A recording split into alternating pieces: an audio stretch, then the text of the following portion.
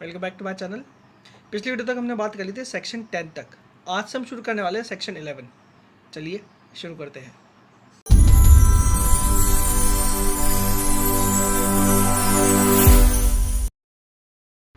Section 11 के अंदर बताया गया है कि सेक्शन 3 और सेक्शन 4 वगैरह जितने भी सेक्शन के अंदर जो ऑर्डर पास करेगा वो कौन सा कोर्ट होगा, कौन से कोर्ट को अपील होगी, कौन से कोर्ट के अंदर रिवीजन फाइल किया जाएगा।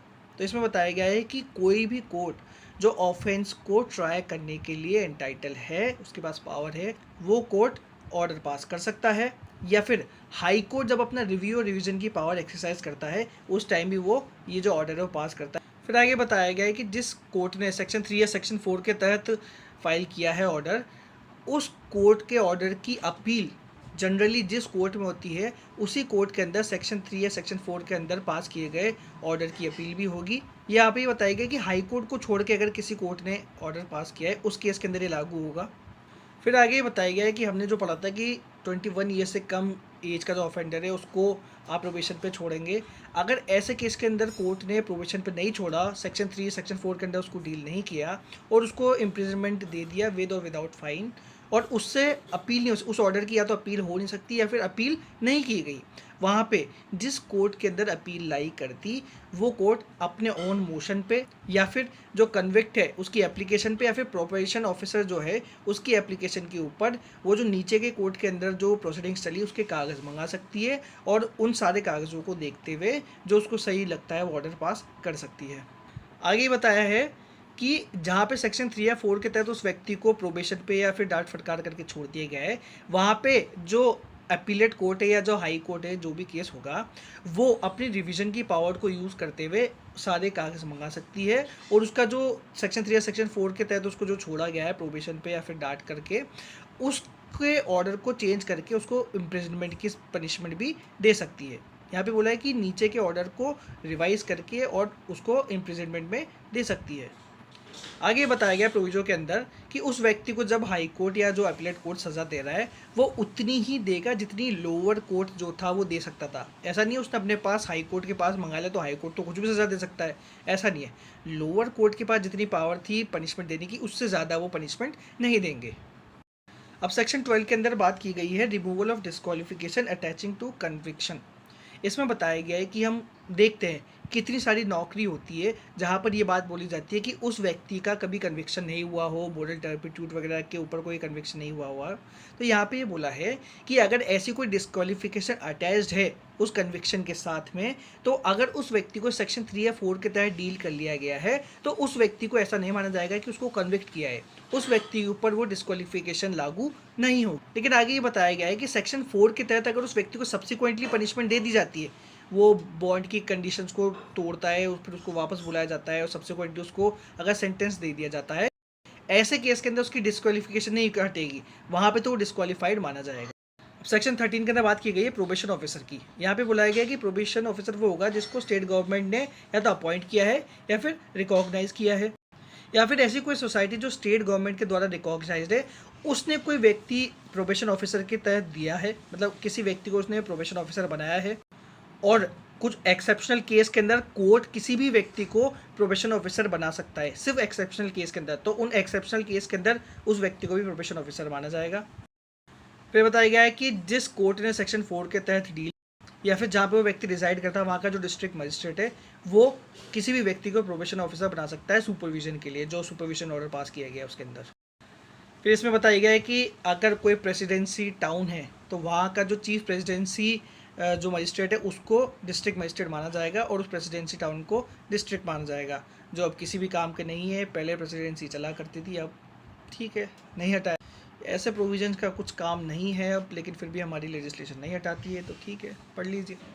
फिर आगे बताया गया कि जिस डिस्ट्रिक्ट के अंदर वो ऑफेंडर रहता है और उस ऑफेंडर के ऊपर कोई प्रोबेशन ऑफिसर लगाया गया है तो वो जो प्रोबेशन ऑफिसर है वो डिस्ट्रिक्ट मजिस्ट्रेट के सब्जेक्ट रहते हुए ही काम करेगा, वो उसके अंडर कंट्रोल में ही काम करेगा। अब सेक्शन 14 के अंदर बताया गया है कि जो प्रोबेशन ऑफिसर है उसकी ड्यूटीज़ क्या होंगी। इसमें सबसे पहले तो बताया है कि प्रोबेशन ऑफिसर को तहकीकात करने के लिए भी भेजा जाता है, तो कोर्ट की हेल्प करने के लिए वो इंक्वायर कर सकता है जो ऑफेंडर है उसके लोकेलिटी को देखते हुए, उसके हाउस वगैरह को देखते हुए, होम को देखते हुए वहाँ से पूछताछ करके नॉलेज इकट्ठी कर सकता है, इन्फॉर्मेशन इकट्ठी कर सकता है। आगे बोला है कि वो जो व्यक्ति है जिसको प्रोबेशन पे छोड़ा गया है उसको एम्प्लॉयमेंट भी चाहिए होता है, तो उसको एम्प्लॉयमेंट दिलाने में भी प्रोबेशन ऑफिसर है जो मदद करेगा, उसको गाइड करेगा।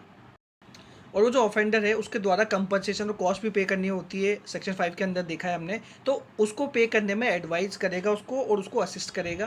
और जिन व्यक्तियों को प्रोबेशन पे छोड़ा गया है सेक्शन 4 के तहत उनकी कुछ गाइडलाइंस दी होती है, तो उन गाइडलाइंस को पूरा करने में भी उसको असिस्ट करेगा, उसको एडवाइस करेगा। और अंत में जो ड्यूटीज़ प्रिस्क्राइब की गई हैं उनको भी वो फुलफ़िल करेगा। सेक्शन 15 के अंदर ये बताया गया है कि वो जो प्रोबेशन ऑफिसर है ना वो पब्लिक सर्वेंट होंगे। फिर सेक्शन 16 के अंदर प्रोटेक्शन दी गई है किसी व्यक्ति के द्वारा गुड फेथ में अगर कोई एक्शन लिया गया है उसकी।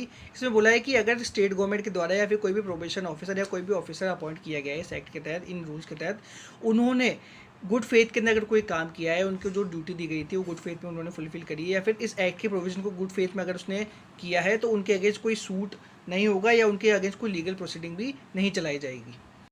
सेक्शन 17 बात करता है पावर टू मेक रूल्स। इसमें बताया गया है कि स्टेट गवर्नमेंट्स के पास पावर है रूल्स बनाने की, सेंट्रल गवर्नमेंट से अथॉरिटी लेके उनसे उनको अप्रूवल लेना होगा और उनसे अप्रूवल लेने के बाद में रूल्स बना सकती है इस एक्ट के पर्पस के लिए। अब वो रूल्स किस किस बारे में हो सकते हैं देख लेते हैं। सबसे पहले इसमें बताया है कि प्रोबेशन ऑफिसर्स को अपॉइंट करने से रिलेटेड उनको क्या क्या ड्यूटीज़ होंगी ये बताने के लिए, उनकी सर्विस का जो एरिया होगा, किस किस एरिया में वो काम करेंगे वो सब तय करने के लिए, कौन सी कंडीशंस के ऊपर सोसाइटी प्रोबेशन ऑफिसर को अपॉइंट कर सकती है, हमने देखा है ये सोसाइटीज़ भी बना सकती है प्रोबेशन ऑफिसर, तो उनके ऊपर क्या क्या कंडीशंस लागू होगी, जो रेम्यूनरेशन होगी उनको कितने पैसे दिए गए, उनके एक्सपेंसेस कैसे दिया जाएगा प्रोबेशन ऑफिसर्स का, उससे रिलेटेड वो रूल्स बना सकती है।